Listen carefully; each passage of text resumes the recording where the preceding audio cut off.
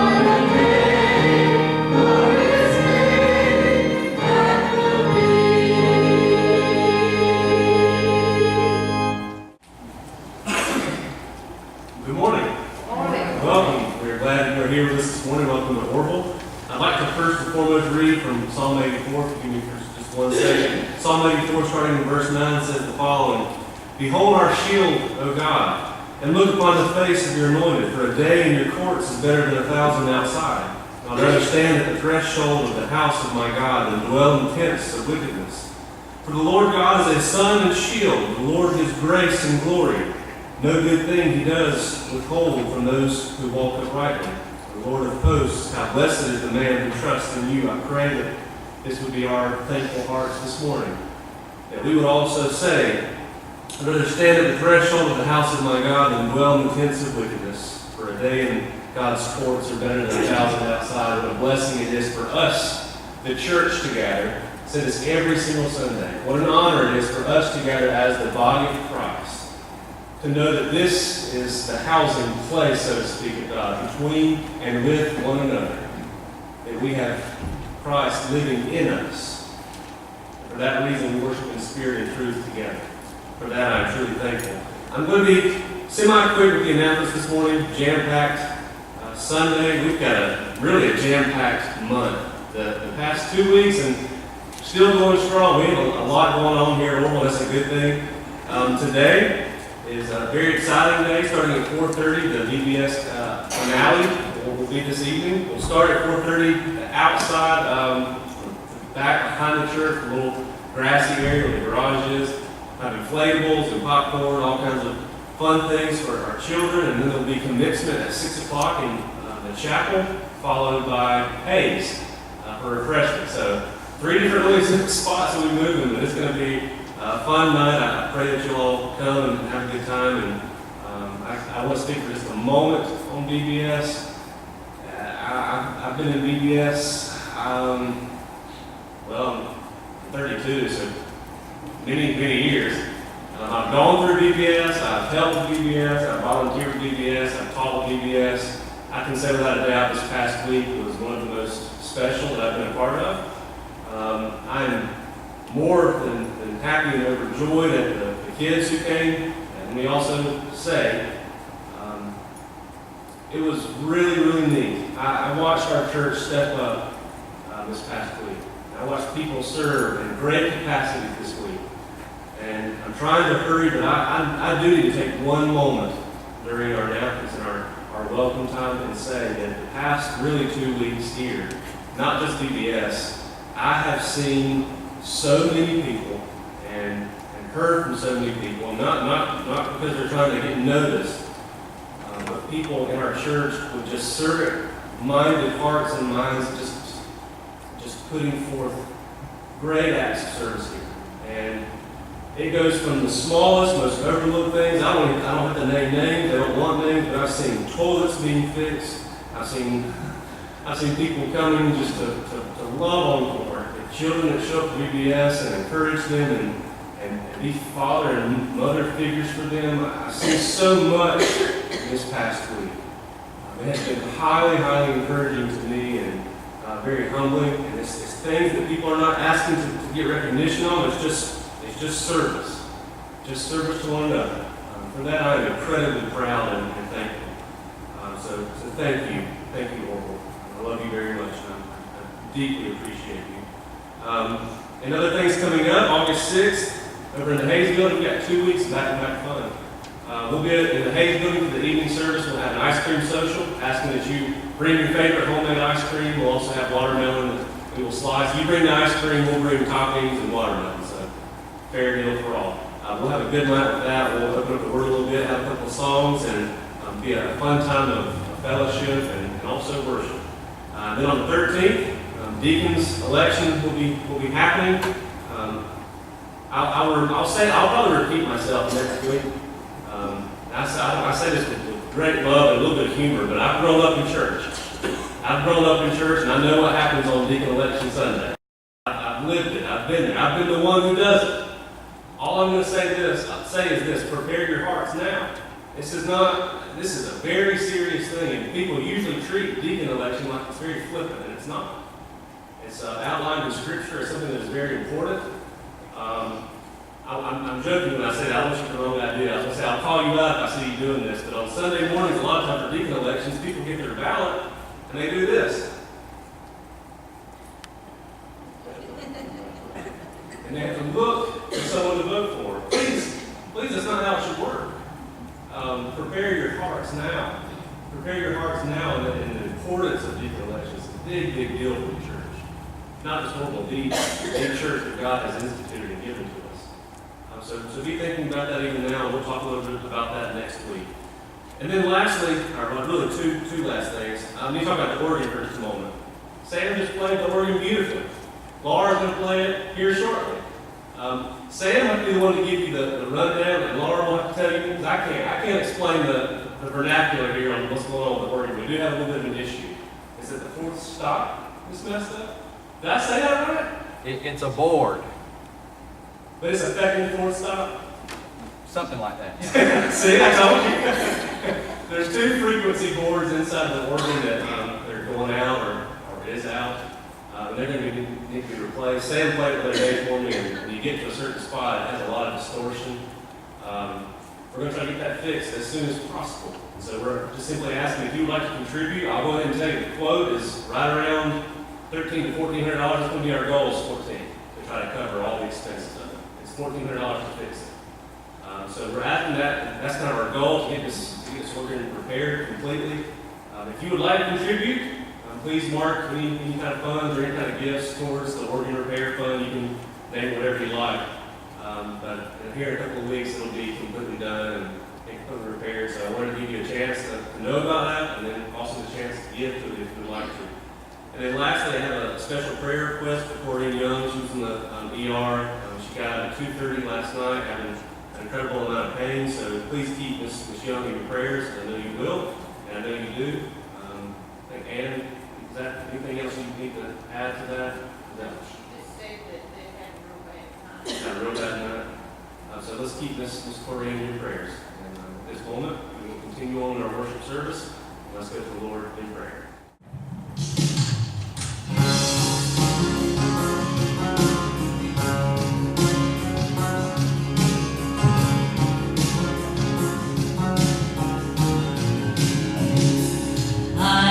Build my life on a solid rock, far away from the sinking sand.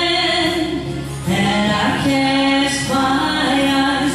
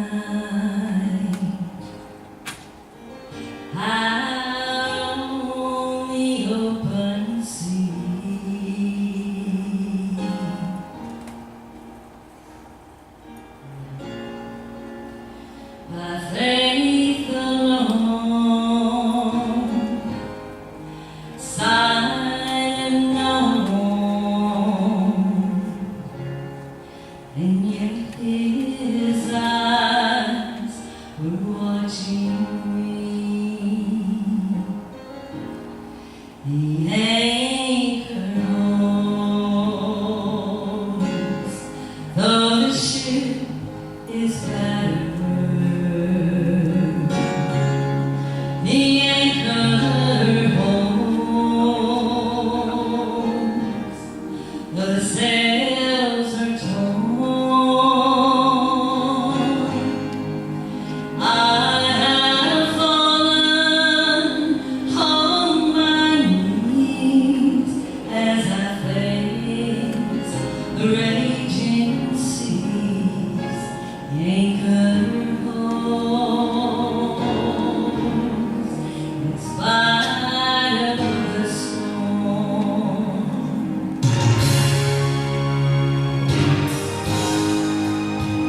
I've had visions,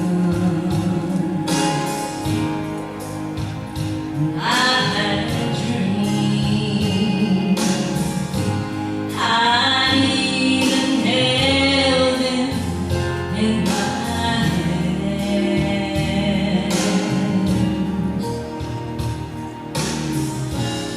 but I never knew they would slip right through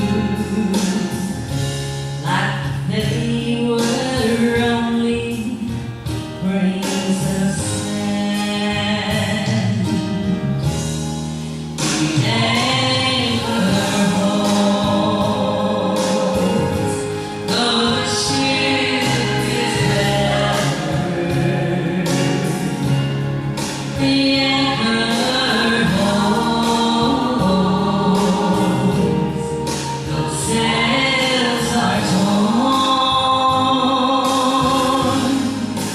I have fallen on my knees as I face life's raging sea.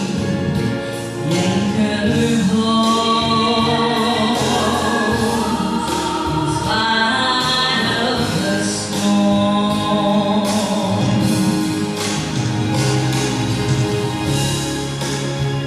I've been young, but I'm older now,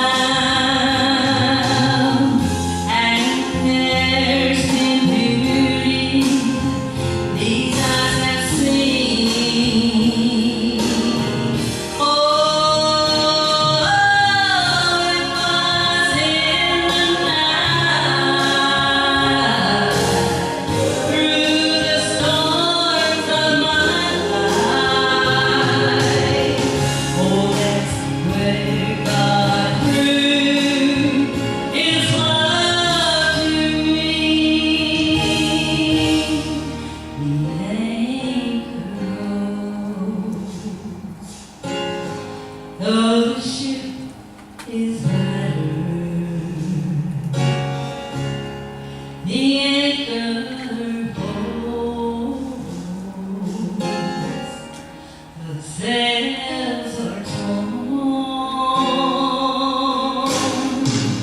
I have fallen on my knees as I face life's raging sea. The anchor holds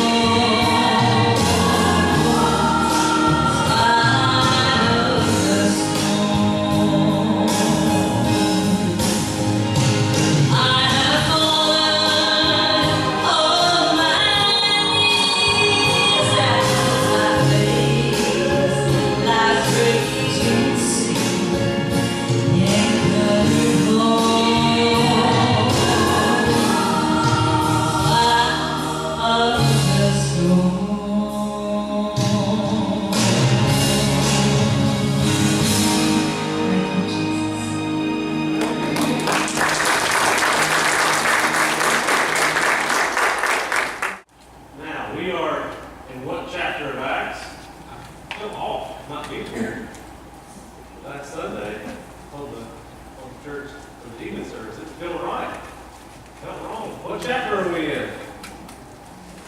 Anyone remember? 8. Hey, We finished it. So we're nine. Not yet. We are now. I talked to Katie a little bit this week and this morning about this sermon. I thought Bill was yesterday too. And we'll see how far we get, I'll be honest. I'm not going to keep you hostage in here all day, although I could.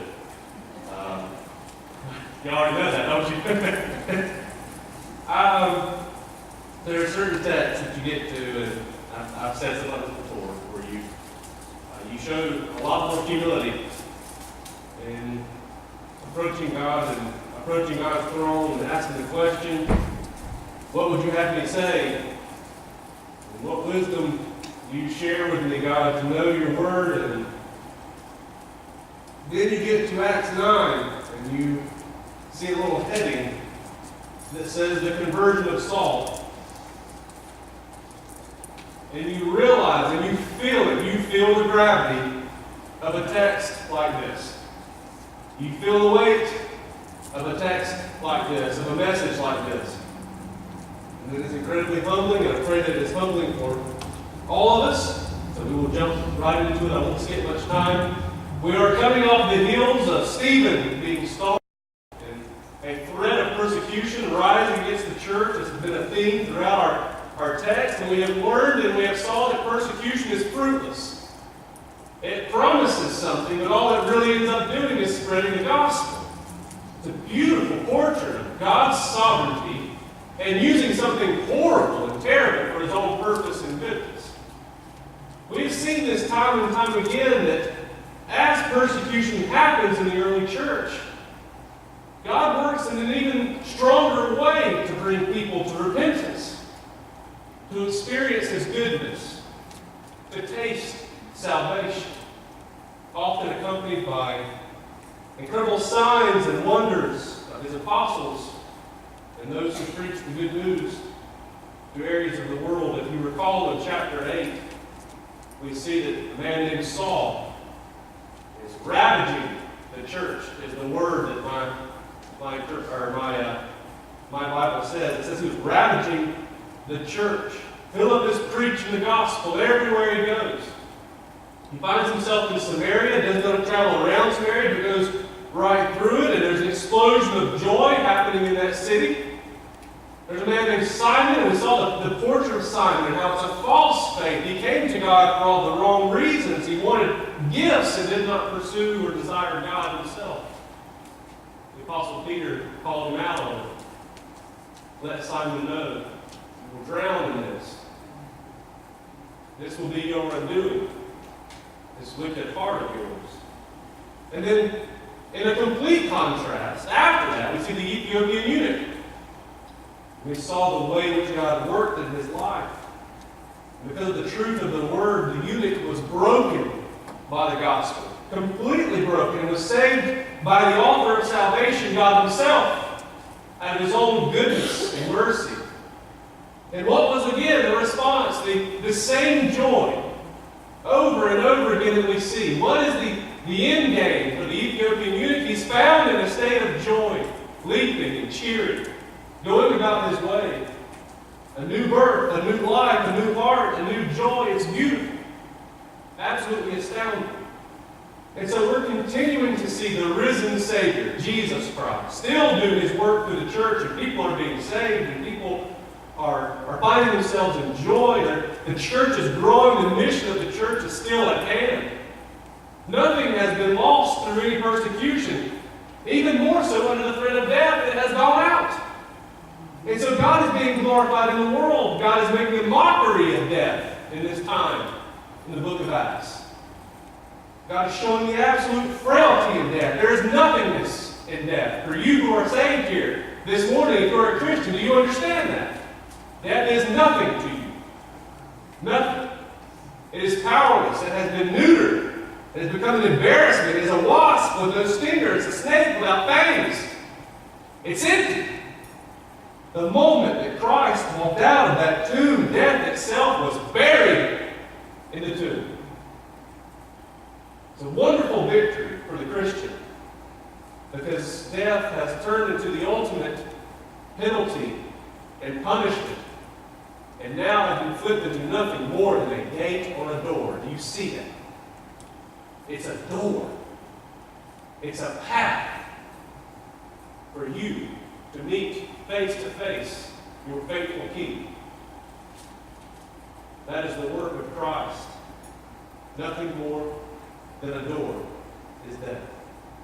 So let's look at chapter 9. And my goal is the first 9 verses. We'll see how we do. My goal is the first 9 verses. I'd like to even do more, but I'd like for us to read and then have a quick prayer. So follow along with me, starting in verse 1. Now Saul, still breathing threats and murder against the disciples of the Lord, went to the high priest and asked for letters from him to the synagogues at Damascus, so that if he found any belonging to the way, both men and women, he might bring them bound to Jerusalem. And as he was traveling, it happened that he was approaching Damascus, and suddenly a light from heaven flashed around him. And he fell to the ground and heard a voice saying to him, Saul, Saul, why are you persecuting me? And he said, Who are you, Lord? And he said, I am Jesus, whom you are persecuting. But get up and enter the city, and it will be told you what you must do. The men who traveled with him stood speechless, hearing the voice, but seeing no one. Saul got up from the ground, and though his eyes were open, he could see nothing. Leading him by the hand, they brought him into Damascus.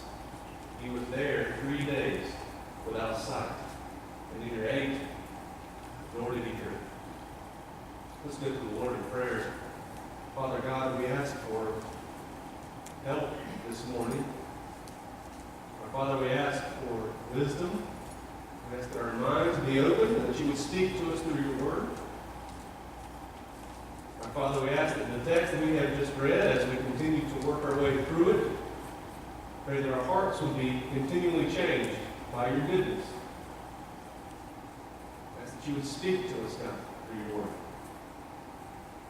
That we would see your word for what it is, the revelation of you and your story and what you have done and how faithful you are to us, despite our unfaithfulness. Teach us, Lord, during this time, that we may grow closer to you. You already promised that you draw near to us. Father, we adore you. We thank you for this time. Amen. If this story were about anyone, it would be incredible. If this event happened to just anyone else, it would be incredible. What happened on the road to Damascus for anybody is monumental, to see the way in which God has reached out. The God in flesh appears. It's astounding. It's a portrait. It's a picture. It's actually literally Christ right there. That happens to anyone. This event is overwhelming, and yet this event is amplified when we consider who this is. The man called Saul of Tarsus. Getting ahead of ourselves a little bit, we will get here eventually. But in chapter 26, Saul, now Paul, he's providing a defense before King Agrippa. He says the following about himself. This is what Saul says about himself. So then all Jews know my manner of life from my youth up, which from the beginning was spent among my own nation and at Jerusalem. Since they have known about me for a long time, if they are willing to testify that I have lived as a Pharisee according to the strictest sect of our religion.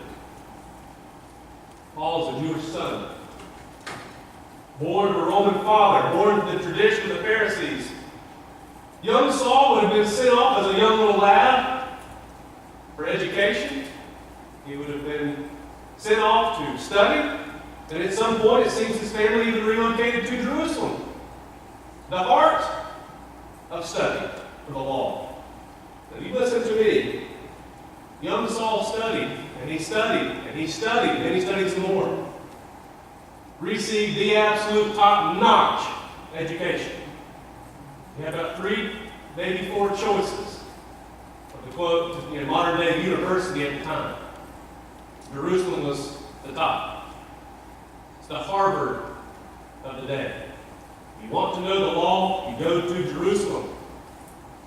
Young Saul studied in Jerusalem at the highest level, and I want you to understand how important this is. He's receiving interpretation, instruction, wisdom at the highest order from a man named Gamaliel. Gamaliel was considered the teacher, the rabbi, the source for understanding the Scriptures, for understanding the law, for understanding the history of Israel. If you recall him, we actually came across Gamaliel in chapter 5. He was the one who said, don't bother, don't push too hard on these apostles. Remember him? He actually eased up a little bit. He said some things I don't think were very wise at the time, considering how wise he's considered, but he is the foremost authority on the Scriptures and of the law. It is under this man Gamaliel that Saul received wisdom, received training, received instruction that many could only dream of receiving. Young Saul is sitting under him daily. This would stay with Saul. It would influence Saul. It would propel Saul. He would remember this instruction, this teaching. It would consume him. It would even consume Saul to the point that he would continue to build on these teachings himself. There are secular sources that even say Gamaliel was really considered a little lenient.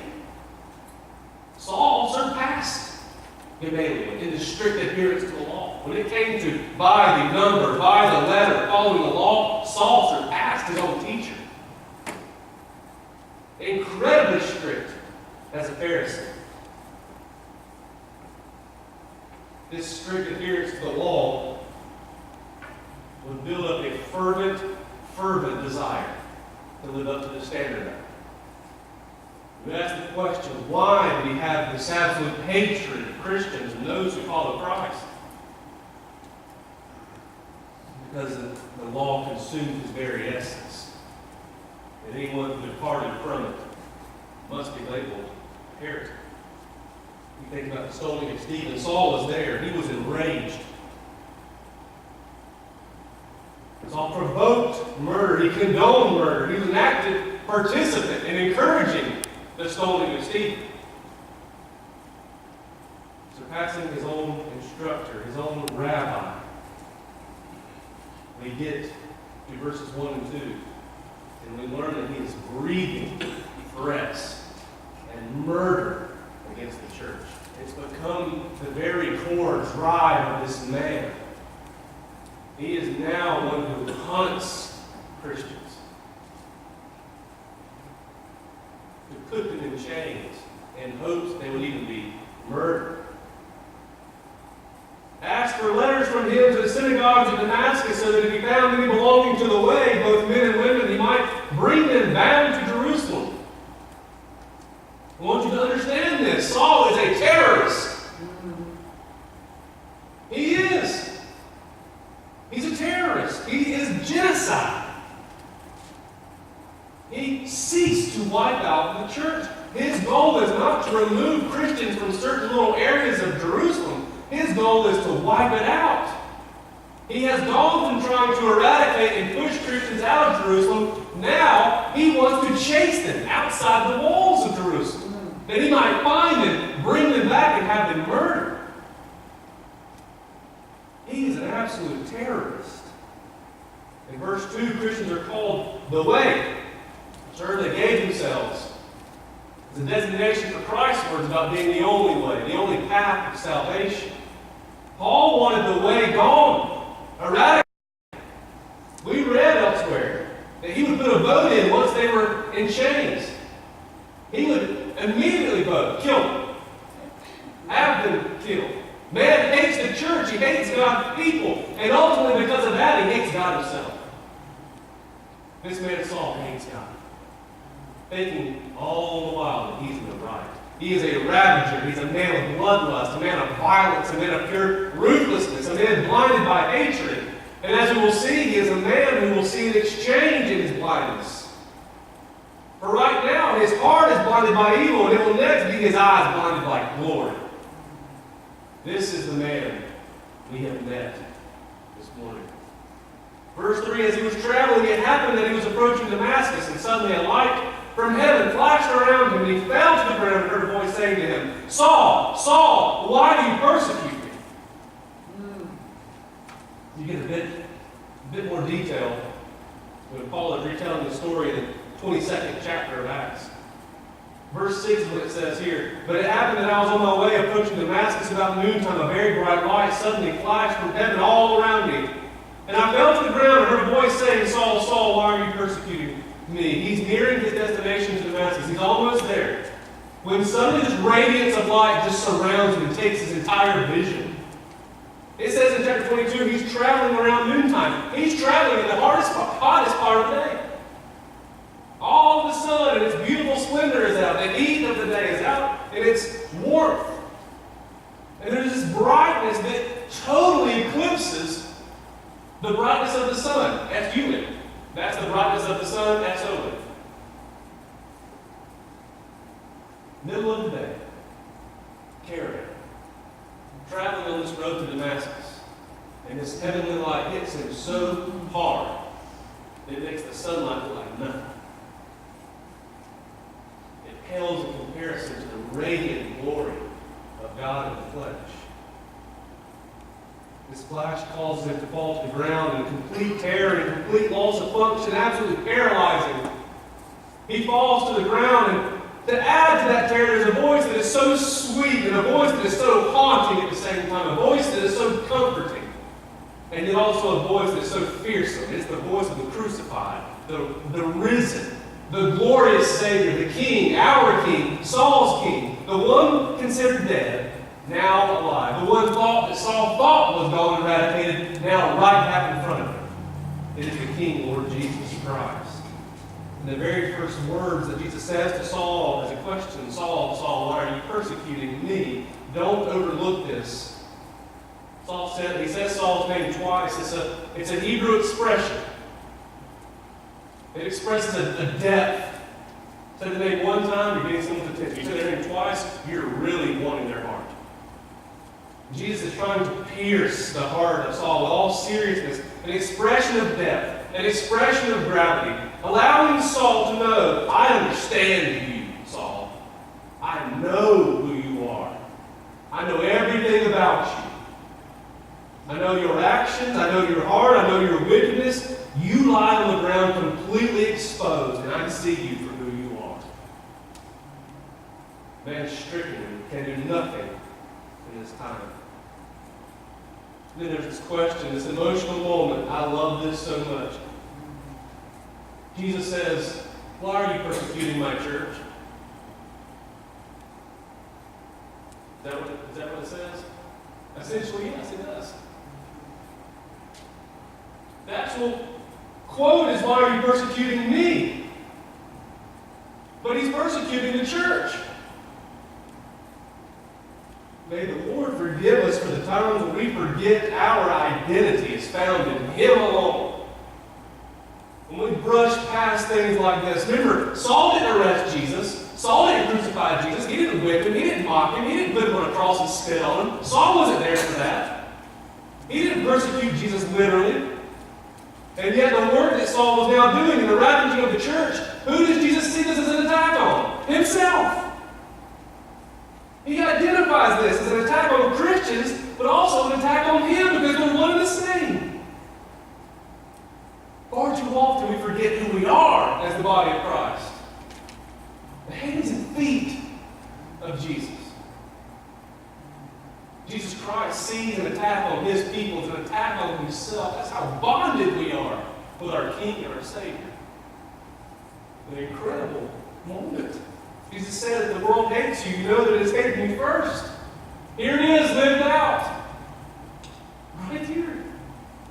In Acts 26, Paul again, he recounts this event. He says that Jesus spoke saying, Saul, Saul, why are you persecuting me? It's hard for you to kick against the goads. Goads were used in farming to help steer cattle or oxen or some beast. Basically a little rod or a stick.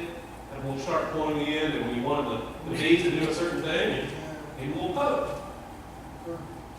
Now, no, this way, this way, this way, this way. Beasts are stubborn. Like itself. The other day I was toasting beast. Stubborn, ask my wife, she'll take it. Not to get a Christmas gift. We'll go for our household. Occasionally, though, what would happen is the beast might kick back. I'm tired of getting poked by that. It hurts. Stop.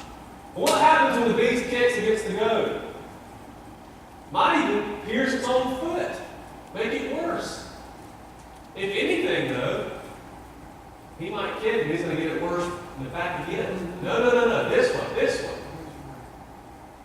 Jesus says to Saul, this is what you've been doing. You've been kicking against the goads. Doesn't feel very good, does it? And it tells us one thing, is that the Spirit's already been at work in Paul. All that he knew, all that he thought was right, all of it in response, all of it in his direct disobedience, all of it by the moving of the Spirit. Paul saw the movement of God. He saw Stephen. Those words resonated with him for the course of his entire life. He heard about the way. He saw how the way was being used by Christ. And instead of seeing the incredible movement of God, he recalled all the work and the study, the teaching, the instruction he had been given all of his life. And he saw heretics instead. People who were far from him, when it was truly in himself. He saw Stephen, a Hellenistic Jew, he's somewhat similar to Paul, and he saw heresy. And now all of that has come crashing down right on his head. He can no longer kick. He can no longer fight in the presence of God. And then in Saul's response, verse 5, "Who are you, Lord?" He said, "I'm Jesus whom you are persecuting. But get up and enter the city, and it will be told you what you must do." In this incredible display of glory, what does Saul call Jesus? He refers to him as Lord. Saul is going through one of the quickest conversions in human history. To go from a man of his nature and stature to immediately seeing this is the Lord, and then a command to get up and go. A man who seconds ago hated Christ is now a man being obedient to his commands. Incredible.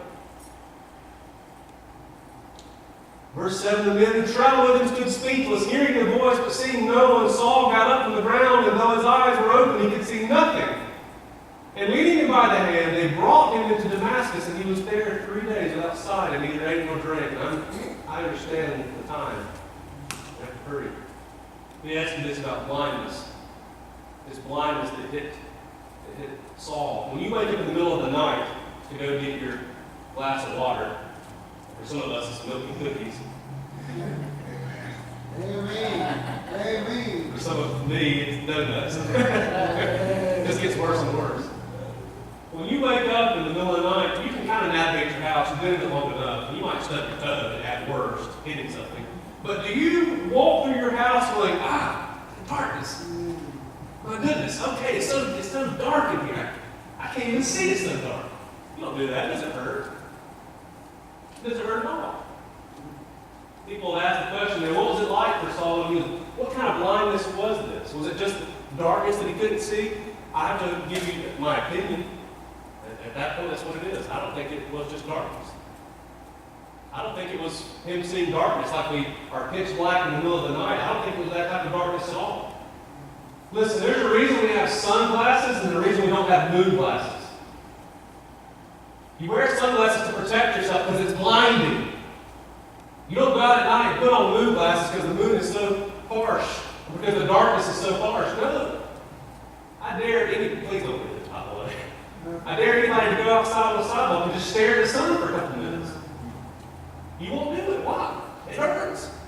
The eclipse is coming, by the way. They say, they wear those glasses. Do not stare directly into the sun during the eclipse. Do not need me to be blind going on there. But there's a reason why it hurts. It's so radiant. It takes away vision. I believe that during this time, it was not Saul wandering about. He had to have help from the men. I don't think he was wandering about in pitch blackness. I think he was wandering about in a craze. Constantly being blinded by the lightness and the glory of God.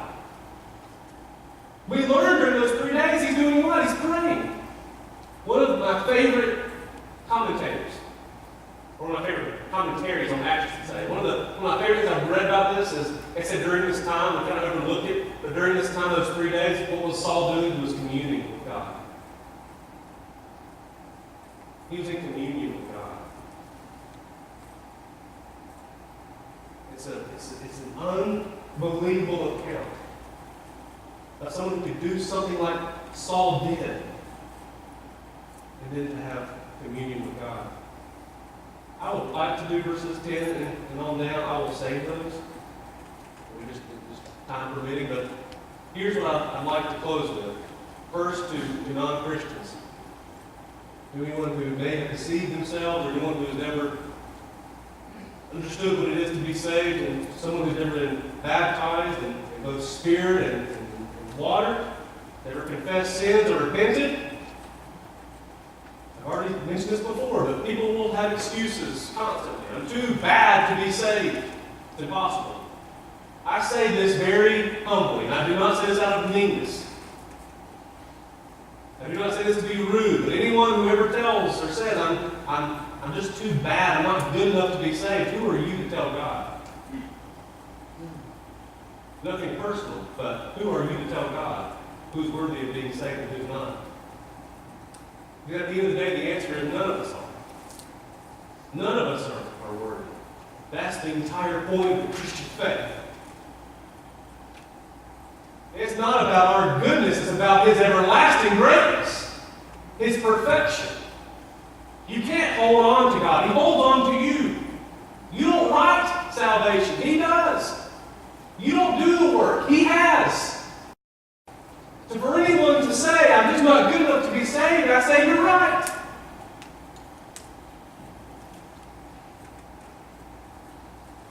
Here's what Paul writes in 1 Timothy 1, verse 12. I thank Christ Jesus our Lord, who has strengthened me because He considered me faithful, putting me into service. Even though I was formerly a blasphemer and a persecutor and a violent aggressor, yet I was shown mercy because I acted ignorantly in unbelief. And the grace of our Lord was more than abundant. With the faith and love which are found in Christ Jesus, it is a trustworthy statement deserving full acceptance that Christ Jesus came into the world to save sinners, among whom I am foremost of all. Yet for this reason I found mercy, so that in me as the foremost Jesus Christ might demonstrate His perfect patience as an example for those who believe in Him for eternal life. In other words, you see the glory that comes from Saul's conversion. Your weakness is His strength. You see this. People say, I'm not good enough to be saved, and I say, that's great. Because your unworthiness points more to His glory. Your failures and your sin, it showcases His glory and puts it on display in splendor. You're right. You're not good enough to be saved. All the more reason why it's such a sweet, sweet salvation to show God's goodness and His mercy. I'm not good enough either. None of us are. That's why we are in a brotherhood and sisterhood called the church. To worship. It's a beautiful, beautiful thing. To Christians who are saved, I ask this. What of our service? To one another, to the world. Even though people may be saved, there's still some who believe the lie that even though, yes, I'm saved, I just can't do God's work. I can't do what He's asking me to do because I'm just not there. I'm not saved enough. That's a lie. People say this all the time. I'm saved, but I'm just not saved enough. No, you're saved. Period. Done. And they'll tell themselves, I can't be used in church. I can't serve. He used Saul for His glory. He will use you. I assure you, I promise you. It's an incredible thing to walk through this torture, this event that happened. Remember the words of Paul. He used me as an example of God's patience for the world.